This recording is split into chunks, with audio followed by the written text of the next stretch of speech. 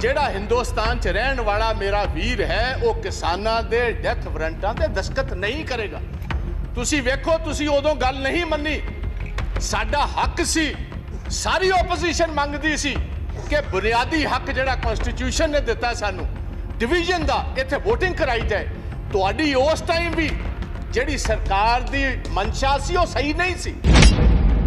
Corona ਦੇ ਵਿੱਚ ਮੈਨੂੰ ਹੈਰਾਨੀ ਹੈ, ਸਾਰੀ ਦੁਨੀਆ ਜੂਝ ਰਹੀ ਹੈ ਕੋਰੋਨਾ ਦੇ ਨਾਲ, ਸਾਡਾ ਦੇਸ਼ ਜੂਝ ਰਿਹਾ ਕੋਰੋਨਾ ਨਾਲ। 2 ਵਕਤ ਦੀ ਰੋਟੀ ਗਰੀਬ ਲੋਕਾਂ ਨੂੰ ਨਹੀਂ ਮਿਲ ਰਹੀ। ਸਾਡੀ ਮਾਈਗ੍ਰੈਂਟ ਲੇਬਰ ਵਿਚਾਰੀ ਪੈਦਲ ਸਾਈਕਲਾਂ ਤੇ ਬਿਹਾਰ, ਉੱਤਰਾਖੰਡ, यूपी ਵੱਲ ਜਾ ਰਹੀ ਹੈ। ਗਵਰਨਮੈਂਟ ਕੋ ਕੋਈ ਪ੍ਰਬੰਧ ਨਹੀਂ ਉਹਨਾਂ ਨੂੰ ਵਾਪਸ ਕਰਨ ਦਾ। ਉਸ ਟਾਈਮ ਇੱਕ ਚੋਰ ਦਰਵਾਜ਼ੇ ਦੇ ਜ਼ਰੀਏ, ਬੈਕਡੋਰ ਦੇ ਜ਼ਰੀਏ ਆਰਡੀਨੈਂਸਾਂ ਦੇ ਰੂਪ ਦੇ ਵਿੱਚ ਇਹ ਲੈ ਕੇ ਆਏ। ਸਾਡੀਆਂ ਮਾਤਾਵਾਂ, ਸਾਡੀਆਂ ਭੈਣਾਂ, ਸਾਡੇ ਬੱਚਿਆਂ ਸਮੇਤ ਅੱਜ ਦਿੱਲੀ ਦੇ ਬਾਰਡਰਾਂ ਤੇ ਬੈਠੀਆਂ ਨੇ। ਤੁਸੀਂ ਉੱਥੇ ਉਹ ਰੂਪ ਦਿੱਤਾ ਜਿਸ ਤਰ੍ਹਾਂ ਕਨਸੈਂਟ੍ਰੇਸ਼ਨ कैंप्स ਨੂੰ देना ਹੁੰਦਾ। मैं टेक्निकली ये बात पूछता हूं, अगर आप ये कानून को इन एम्बेंस रखते हो, उसका मतलब 1.5 साल के लिए ये कानून वापस हो गए। अगर ये वापस हो गए तो भैया क्या आप अकेला बूझ का सवाल बनाए बैठे हो कि किसान माफी मांगेगा तो तब हम मानेंगे? सानू तुसी नैशनैलिटी ना सिखाओ।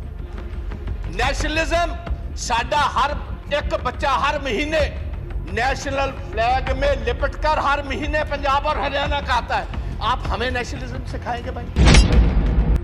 ओ भैया, ये लाल किले जिसकी आप बात करते हो, ये जिस आपको पता मुगल राज में ये स्थापित हुआ है, और 300 साल पहले जो गुरु तेग बहादुर जी की कुर्बानी है, उसके बाद गुरु गोविंद सिंह महाराज, उनके 2 बड़े साहबजादे शहीद हुए। छोटे 2 साहबजादों को जिंदा दीवारों में चिन दिया गया।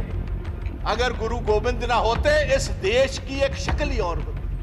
आप हमें कह रहे हो, किसी को गद्दार कह रहे हो, किसी को आप एंटी नेशनल कह रहे हो। प्रधानमंत्री जी आप कहते हो मैं एक कॉल अवे हूं। भाई, किसी के पास आपका नंबर है? किसके पास आपका नंबर है? कहते ने चीर देंदे ने पहाड़, हुंदा जिन्हां नूं जनून, रह के मंजिलां तो दूर किथे मिलदा है सुकून। हारदे नहीं हुंदे मर्द दलेर, बस हौसला बना के तुसी किसान वीरो रखियो, असी जितांगे जरूर, जंग जारी रखियो। पंजवें दिन भी राज सभा के अंदर किसानी मुद्दा लगातार गूंज रहा है। केंद्र सरकार खेती कानूनों ਨੂੰ ਲੈ ਕੇ ਵਿਰੋਧੀ ਧਿਰਾਂ ਦੇ ਨਿਸ਼ਾਨੇ ਤੇ ਹੈ। ਉੱਥੇ ਹੀ ਕਾਂਗਰਸ ਦੇ ਰਾਜ ਸਭਾ ਮੈਂਬਰ ਪ੍ਰਤਾਪ ਸਿੰਘ ਬਾਜਵਾ ਨੇ ਅੱਜ ਪੰਜਾਬੀ ਭਾਸ਼ਾ 'ਚ ਆਪਣੇ ਤਿੱਖੇ ਤੇਵਰਾਂ ਨਾਲ ਸਰਕਾਰ ਨੂੰ ਘੇਰਿਆ ਹੈ। ਉਹਨਾਂ ਦੋਸ਼ ਲਾਇਆ ਕਿ ਕੇਂਦਰ ਸਰਕਾਰ ਵੱਲੋਂ ਜਾਣਬੁੱਝ ਕੇ खेती कानून कोरोना काल दौरान लिआंदे गए ने। नाल ही उन्होंने कहा कि खेती कानून किसानां लई नहीं सगों पूंजीपतियां लई सरकार वल्लों बनाए गए ने। श्री प्रताप सिंह बाजवा जी पंजाबी में बोलेंगे। थैंक यू चेयरमैन साहब। थैंक यू चेयरमैन साहब। अज मैं विशेष तौर समुचे जगत दे विच जिहड़े साडे पंजाबी वीर पंजाबी दे विच एक अपने नुमाइंदे की गल सुनना चाहते हैं, उन्होंने संदेश हिंदुस्तान की पार्लीमेंट तो पंजाबी में देना चाहना। चेयरमैन साहब, जदों 20 सितंबर नूं इसे ही हाउस के विच एक कानून नूं पास करन दी जिहड़े एग्रीकल्चर के साडे बिल है ने उन्होंने पास करन दे इत्थे बहस चल रही सी। मैनूं मान है मेरी पार्टी इंडियन नैशनल कांग्रेस ने मैनूं मौका दिता एज ए लीड स्पीकर गल करन दा।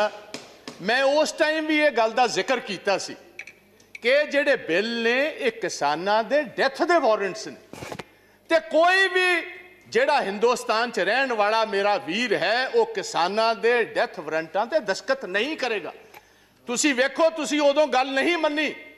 साडा हक सी, सारी ओपोजिशन मंगदी सी कि बुनियादी हक जिहड़ा कॉन्स्टिट्यूशन ने दिता सानू डिवीजन का, इत्थे VOTING कराई जाए। तुहाडी उस टाइम भी जिहड़ी सरकार दी मनशा सी वो सही नहीं सी।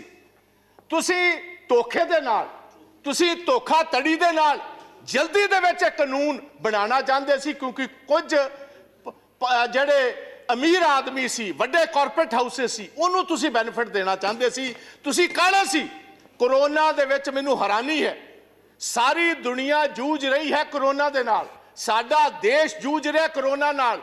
2 वक्त की रोटी गरीब लोगों को नहीं मिल रही, साडी माइग्रेंट लेबर बेचारी पैदल साइकिलों ते बिहार, उत्तराखंड, यूपी वाल जा रही है। गवर्नमेंट को कोई प्रबंध नहीं उन्होंने वापस कर लेंदा। उस टाइम एक चोर दरवाजे के जरिए, बैकडोर के जरिए ऑर्डिनेंसां दे रूप दे विच ये लैके आए। ये मैनूं पहले दसे सरकार, ये ऑर्डिनेंसेस लियाउण दी लोड़ की सी? जे असीं 71 साल 72 साल इन्हां कानूनां दी इंतजार कर सकते सी ते 6 महीने होर क्यों नहीं सी कीती जा सकदी? इसे गल कारण अज मोदी साहब तुहाडी सरकार ते पंजाब दे, हरियाणे दे, वैस्टर्न यूपी दे, राजस्थान ते बाहर दे किसानां दा फेथ नहीं है, यकीन नहीं है। उन्होंने पता है चंद पूंजीपतियां दे बेनिफिट वास्ते कानून लेके आए ने, ये किसानां दे बेनिफिट वास्ते, किसानां दे हक दे कानून नहीं ने। एक होर मैं तुहानूं दसदा, मैं इस हाउस दे विच किसी पोलीटिकल पार्टी दे आज जिन्ने किसान यूनियंस बैठियां किसी लीडर दे कहण ते लोक नहीं आए। ये जन अंदोलन है। हर घर दे विच अपने आप लोकां ने अपने ट्रैक्टरों विच डीजल पाया। हर पंजाब दे किसान ने फी एकड़ 500 रुपया इकट्ठा करके ये सारे किसान यूनियन दे लीडर्स नूं दिता। मैनूं अफसोस है इस हाउस च कहना पैंदा, मनोज जी 1971 दे विच बांग्लादेश की लड़ाई दे विच असीं 93,000 पाकिस्तानियां नूं एज वॉर प्रिजनर्स लिया सी। 2 साल असीं उन्हां नूं रोटी भी दित्ती, पानी भी दिता, बैडिंग भी दित्ती, लॉजिंग भी दित्ती। अज असीं अपने किसान वीरां नूं बिजली कट दित्ती, अज असीं इंटरनेट कट दिता, असीं अज उन्हां तों पानी कट दिता, असीं उत्थे तवारा बार्ब्ड वायर्स ऐ लगा दित्तियां जिस तरह 1960 दे विच बर्लिन वॉर बनाई जा रही है, एक वॉर प्रिजन बनाया जा रहा है। अफसोस ना कहना पैंदा है, दुनिया की सारे नालों वड्डी डेमोक्रेसी है। ये चीज़ां अफगानिस्तान विच वेखियां सी, ये चीज़ां इराक दे विच सदाम हुसैन दे वेले वेखियां सी, ये लिबिया दे विच कर्नल गद्दाफी वेले वेखियां सी, ये युगांडा दे विच इदी मीन वेले वेखियां सी, ये महात्मा गांधी दे देश च कदी किसी ने सपने विच भी नहीं वेखियां जो साडे किसान वीरां नाल हो रहा। प्रताप सिंह बाजवा ने किसानां दे हक च बोलदਿਆਂ ਕਿਹਾ कि जेकर केंद्र सरकार कानूनां च सोध ਕਰਨ ਨੂੰ ਤਿਆਰ ਹੈ ਤਾਂ खेती कानूनां ਨੂੰ वापस क्यों नहीं ले सकती। भाषण दौरान प्रताप सिंह बाजवा ने प्रधानमंत्री ਨੂੰ दरियादिली दिखा के खेती कानून रद्द करन दी नसीहत भी दी है। साडियां मातावां, साडियां भैणां, साडे बच्चे समेत अज दिल्ली दे बार्डरां ते बैठियां ने। तुसीं उत्थे ਉਹ रूप दिता जिस तरह कॉन्सनट्रेशन कैंप्स ਨੂੰ देना ਹੁੰਦਾ। कल 12 पार्टियां दे लीडर गाजीपुर गए, पुलिस ने अंदर नहीं जान देते। किस किस्म दी democracy Hindustan. Parliament session in operation होए, तुसीं पार्लियामेंट लीडर्स ਨੂੰ ਉੱਥੇ ਜਾਣ ਦੀ इजाजत ना दो, ਇਹਨੂੰ ਅਸੀਂ डेमोक्रेसी ਕਹਿੰਦੇ ਆ। तुसीं ਕਹਿੰਦੇ हो ਸਾਡੇ ਤੇ विश्वास करो। मैं ਤੁਹਾਨੂੰ एक सवाल पूछना चाहना चेयरमैन साहब, ਤੁਹਾਡੇ ਜ਼ਰੀਏ सरकार ਨੂੰ, ਤੁਹਾਡੇ एग्रीकल्चर मंत्री जी ने गल कही है 1.5 साल वास्ते असीं एक कानून राखवे रख देने, इनबाइस च रख देने। मैनूं इस गल दा फर्क दसो, वापस लैन दे विच ते राखवे रखने च फर्क की है? मैं टेक्निकली ये बात पूछता हूं, अगर आप ये कानून को इनबैलेंस रखते हो उसका मतलब 1.5 साल के लिए ये कानून वापस हो गए। अगर ये वापस हो गए तो भैया क्या आप अकेला बूझ का सवाल बनाए बैठे हो कि किसान माफी मांगेगा तो तब हम मानेंगे? आप ये बात कहने को तैयार हो हम अपने इन कानून में तरमीम करने को तैयार है? ऐसी तरमीम करने तैयार होता मतलब है कानूना विच वड्डी कमी है। आपने खुद कबूल किया इसमें बहुत सारी कमी है। अगर कमी है तो वापस क्यों नहीं लेते? और मैं मोदी जी को यह गुजारिश करूंगा, मोदी साहब तुहाडी कांग्रेस के नाल तो कोई अदावत हो सकती है, तुहाडी ओपोजिशन पार्टियां नाल अदावत हो सकती है। हिंदुस्तान का किसान तो वो जिन्हें तुहानू वोटां पा के कामयाब किया, तुहाडी उहदे नाल की अदावत है? प्रधानमंत्री जी अज मौका है, दूजी बार तुसीं प्रधानमंत्री बने हो, अज मौका स्टेट्समैन बनने दा। स्टेट्समैन अज तुहाडे कोल मौका एक बार फिर सरदार पटेल वाली जगह लैन दा। वो भी गुजरात का एक पुत्र सी जिन्हों लोग वल्लभ भाई पटेल सरदार के टाइटल नाल जानते। अज तुहाडे कोल मौका है, आओ चलो मैं ਤੁਹਾਡੇ ਨਾਲ ਚੱਲਣਾ, ਚਲੋ ਸਿੰਘੂ ਬਾਰਡਰ। किसान जे ਤੁਹਾਡੇ नारे ना मारनगे को मैं ਤੁਹਾਡੇ बेनिफिट वास्ते लेके आया सी। जे तुसी नहीं कबूल दे, अगर आप समझते हो ये आपके हक के नहीं है, भाई मैं वापस लेता हूं। इसमें आपका बड़ापन होगा। दरिया दिली जो लीडर होता है वो उसका सीना भी उतना बड़ा होना चाहिए, दरिया दिल होना चाहिए उसको। दरिया दिली दिखाइए। आज आपको स्टेट्समैन बनने की जरूरत है। प्रधानमंत्री तो आप सेकंड टाइम बन गए। आज सारा देश इंतजार करता है कि मोदी साहब कब आएंगे। वो तोमर साहब की बात पर यकीन नहीं करते। क्यों नहीं करते? क्योंकि जिस ढंग से आप ये कानून लेकर आए हो, जिस ढंग से आपने इस पार्लियामेंट को, जो हिंदुस्तान की सबसे, मैं समझता हूं एक सबसे बड़ा फेथ है जिस हाउस पर, वहां हमारा जमहूरी हक नहीं दिया, आपने तो डिवीजन नहीं कराई। उसका मतलब था आपको जल्दी कौन सी बात की? आप मैं अपने पंजाब स्टेट की गल करना जहां साहब, स्टैट्यूटरी बॉडी है थोड़ी GST.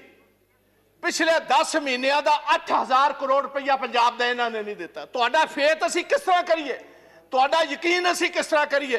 Rural development fund Punjab का RDF जो बुनियादी, क्योंकि जो फसल पंजाब की एजेंसी खरीदती है फूड कॉर्पोरेशन ऑफ इंडिया, हम क्योंकि अपने किसान को टैक्स नहीं करते, असी अपने किसान को टैक्स नहीं करते।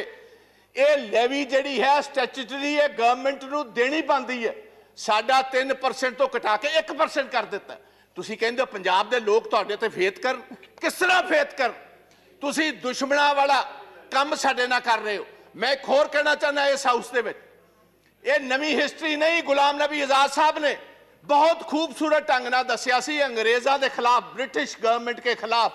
देवगौड़ा जी 6-7 बड़ी मूवमेंट हुई एग्रीकल्चर, जिसको लीड महात्मा गांधी, वल्लभ भाई पाटिल साहब करते रहे, और सभी जगह पर ब्रिटिश को अपना पैर पीछे खींचना पड़ा और जिम्मेदारों की बात माननी पड़ी। तो ये मैं गुजारिश करता हूं, पगड़ी संभाल जट्टा। आज से 100 साल पहले शहीद आजम भगत सिंह के ताया और उनके पिता ने ये आंदोलन शुरू किया था, और हमारे दीपेंद्र सिंह हुड्डा जो बैठे हैं, इनके ग्रेट ग्रैंडफादर, वो भी इस मूवमेंट में साथ है, चौधरी माथुराम जी। उस मूवमेंट में भी 3 कानून ही आए थे, जैसे अब 3 लेकर आए। 9 महीने मूवमेंट चली और अंग्रेजों को भी अपने घुटने टेकने पड़े, गोडे टेकने पे। संसद मैंबर प्रताप सिंह बाजवा ने चेतावनी दी कि पंजाबियों को तिरंगे की महत्ता ना दसी जाए।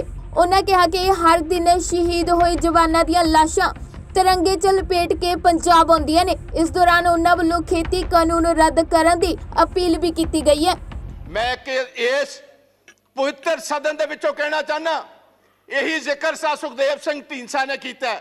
लाल किले दे उत्ते जो कुछ होया 26 जनवरी नूं, सानू बड़ा अफसोस, सानू बड़ा दुख है। As a Punjabi, as a Sikh, I condemn that whole incident what happened. सानू तुसी नैशनैलिटी ना सिखाओ। नेशनलिज्म साडा हर एक बच्चा हर महीने नेशनल फ्लैग में लिपटकर हर महीने पंजाब और हरियाणा का आता है। आप हमें नेशनलिज्म सिखाएंगे भाई?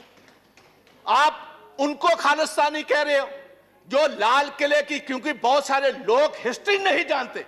हमारे 9वें गुरु तेग बहादुर महाराज, गुरु तेग बहादुर जी ने किसके लिए शहादत दी थी?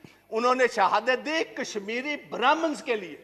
कश्मीरी ब्राह्मण पंजाब में गुरु तेग बहादुर जी के पास आए कि औरंगजेब हर रोज जनायु उतारता है, तलवार के ताकत के साथ वो हमें कन्वर्ट करता है, हमारे धर्म को तब्दील करता है। आप इन पिटीशन हमारे साथ चाहिए। जैसे कोई वकील लेकर जाता है, वो इन पिटीशन लेकर औरंगजेब के पास आए, और औरंगजेब ने इसी लाल किले से, जिसका आप जिक्र करते हो, इसी लाल किले से ये कहा जो पिटीशन लेकर आए इसका सर कलम कर दिया। वहां उनकी शहादत हुई, और उनकी शहादत की याद में जो शीशगंज साहब, शीश कहते हैं गले को, उनकी याद में शीशगंज साहब गुरुद्वारा जो खड़ा है, वो हमारे हिंदू ब्राह्मण कश्मीरियों की वजह से यह शहादत हुई, और आप हमें खालिस्तानी कहते हो। मेरे अपने पिता जो फॉर्मर मिनिस्टर थे, 5 लोगों के साथ पंजाब में 1987 में उनकी शहादत हुई। मेरे अपने बड़े भाई जो ब्रिगेडियर हैं इंडियन आर्मी के retired, he was the one who was commanding the 192 mountain brigade, जिसने देश के लिए ये टाइगर हिल जीती। He was commanding 192 mountain brigade. आप हमें खालिस्तानी कहते, आप हमें कहते हो एंटी नेशनलिस्ट हैं ये लोग।